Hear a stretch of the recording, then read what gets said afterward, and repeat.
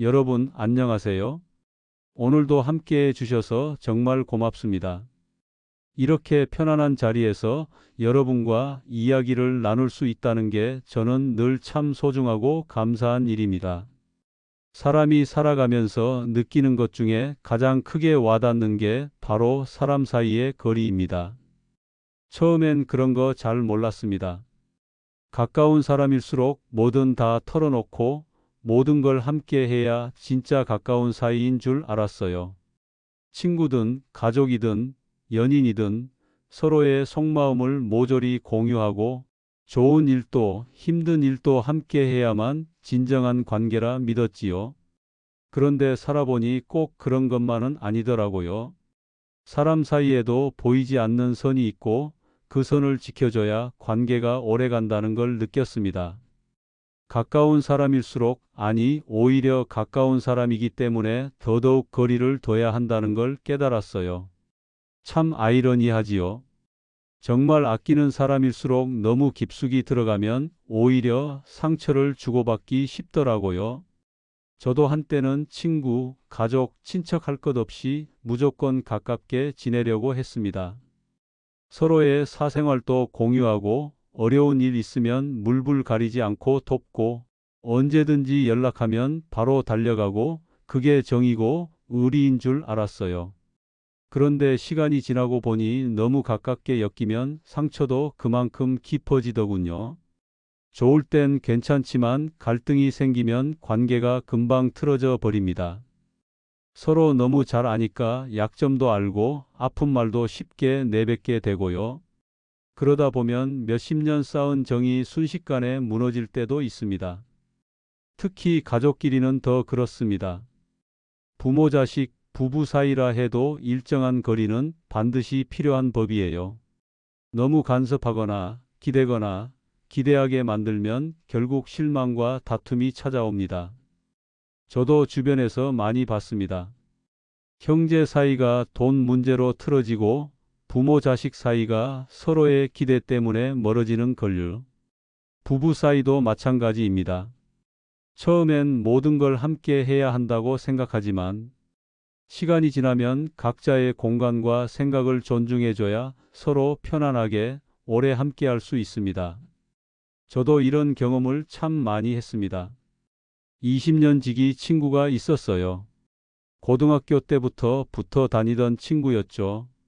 서로의 집안 사정, 연애 이야기, 심지어 가족 문제까지 다 공유하며 살았어요. 그렇게 지내다 보니 어느새 서로의 아픈 부분까지 너무 잘 알게 됐습니다. 그리고 그게 독이 되더군요.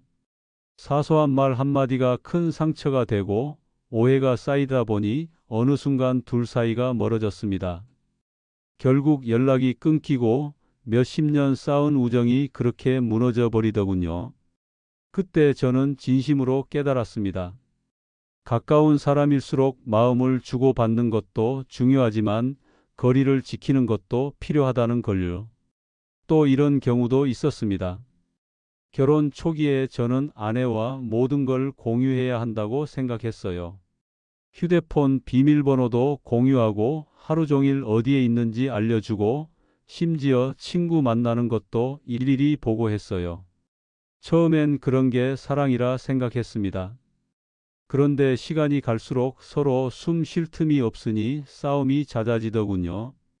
결국 어느 날 아내가 말했습니다. 당신을 사랑하지 않아서가 아니라 서로의 공간을 존중해야 오래 갈 수 있다고요. 그 말을 듣고 처음엔 섭섭했습니다.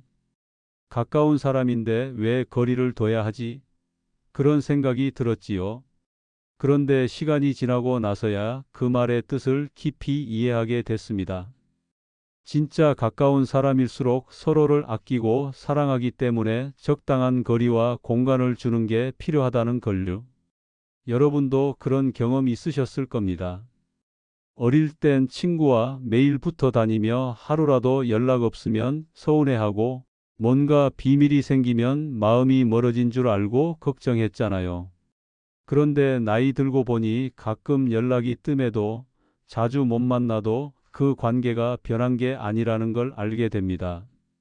오히려 각자의 삶을 존중해 줄 때 그 우정과 사랑이 더 깊어지는 거죠. 저도 그런 관계가 있습니다. 군대 동기, 예전 직장 동료, 이웃 사람들. 자주는 못 만나지만 마음으로 서로를 응원하고 필요할 때면 어제 본 사람처럼 편하게 이야기할 수 있는 사이.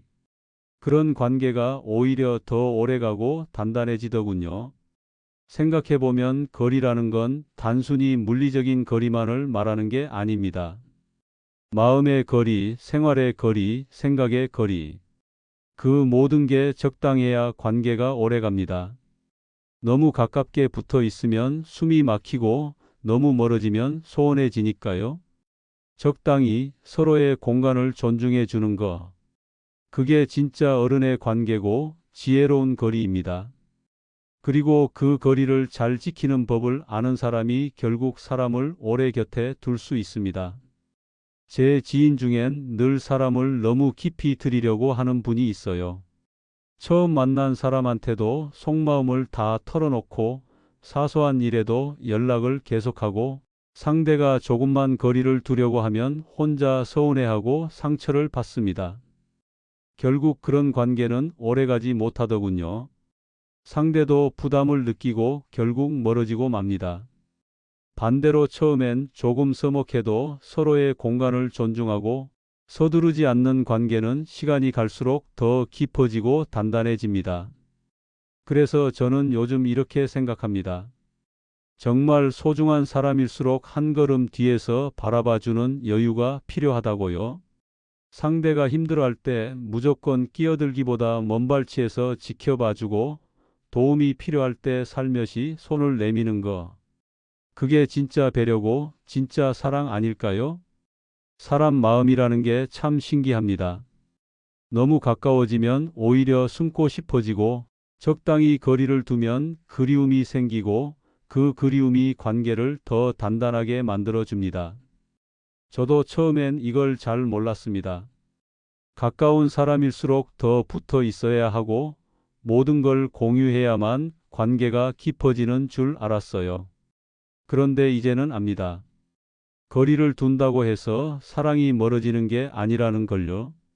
오히려 그 거리가 서로를 더 깊이 이해하게 만들고 더 오래 함께할 수 있는 힘을 줍니다. 부모 자식 사이가 그렇습니다. 어릴 땐 부모가 자식 일에 모든 걸 관여해야 한다고 생각했어요. 자식이 어디서 뭘 하는지 다 알아야 하고 친구 관계도 챙겨야 하고 일거수일투족을 다 살펴야만 좋은 부모인 줄 알았습니다. 그런데 나이 들고 보니 그게 오히려 자식을 숨막히게 하고 결국은 멀어지게 만든다는 걸 깨달았습니다.